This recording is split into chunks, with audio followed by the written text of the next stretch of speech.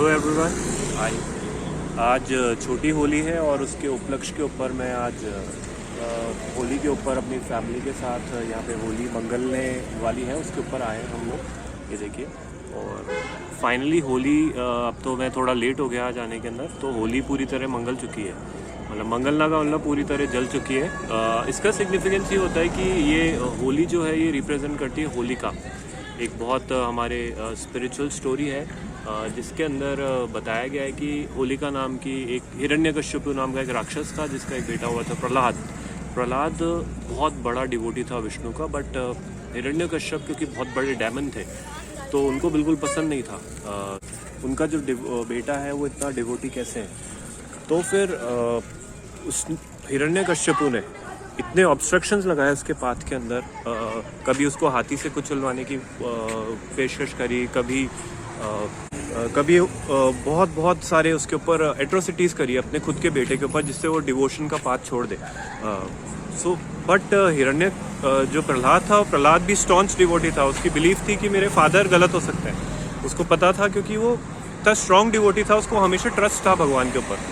तो हिरण्यकश्यपु ने एक फाइनल मेजर ये रखा, होलिका नाम की जो उनकी एक रियल सिस्टर थी होलिका, जिसको एक वरदान साबित हुआ था कि एक ब्लैंकेट था, ब्लैंकेट वो ओढ़ के अगर बैठ जाएंगी तो वो आग के अंदर बर्न नहीं होगी। वो एंटी बर्निंग ब्लैंकेट था।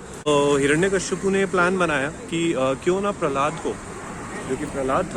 को उसकी गोदी में बैठा के और आग के अंदर बैठा दें, और फिर जिससे वो बर्न हो जाएगा प्रहलाद और वो होलिका बच जाएगी।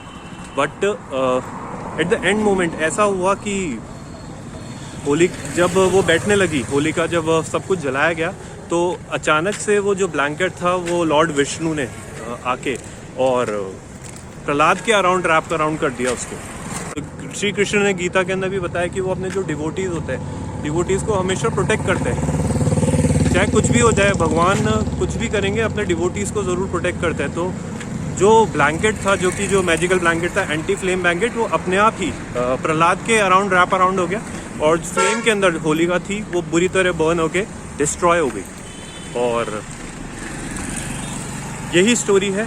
इसी को रिप्रेजेंट करने के लिए होली दहन का बनाया जाता है त्यौहार। दहन के बाद जब वो पूरी तरह बर्न हो जाती है, जब प्रहलाद को रिप्रेजेंट करने के लिए एक टॉप के ऊपर एक लकड़ी लगाई जाती है, और बिफोर बर्निंग दैट जो स्टैक ऑफ वुड होता है वो होलिका को रिप्रेजेंट करता है। तो उसको जलाने से पहले प्रहलाद को निकाल लेते हैं। तो ये सिग्निफिकेंस है।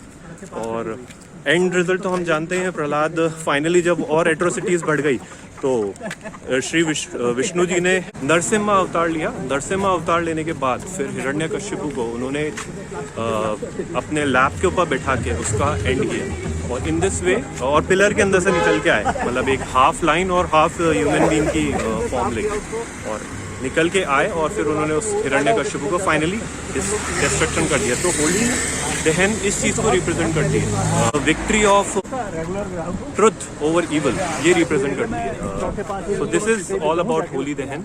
एंड होली के नेक्स्ट डे, अब क्योंकि वो धुलंडी है तो अब कल धुलंडी हम सेलिब्रेट करेंगे। आज जो बर्न जब हो जाती है वुड, उसके ऊपर फिर हम जो हरे छोले होते हैं, हरे छोले को बर्न करते हैं। जो होलिका की जो राख है वो घर पे लाने का एक रिचुअल है। आई डोंट नो ये रिचुअल सही है या नहीं है, क्योंकि एक डीमन है, डीमन का आप एक वो घर कैसे लेके आ सकते हैं बर्न हुआ। मैं इसके अगेंस्ट हूँ, बट सिंस ये रिचुअल है तो मैं इसे एज अ रिचुअल इस चीज़ को मैं भी फॉलो करता हूँ कि जब सब लोग करते हैं तो why we are against it. तो इसकी राख को घर लेके आते, कहते घर में रखो तो फिर उसको शुभ होती है। तो फिर यही चीज़ है।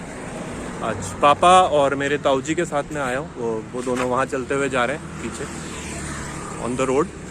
सो ये आज का सिग्निफिकेंस था। Happy Holi to everyone. Thank you.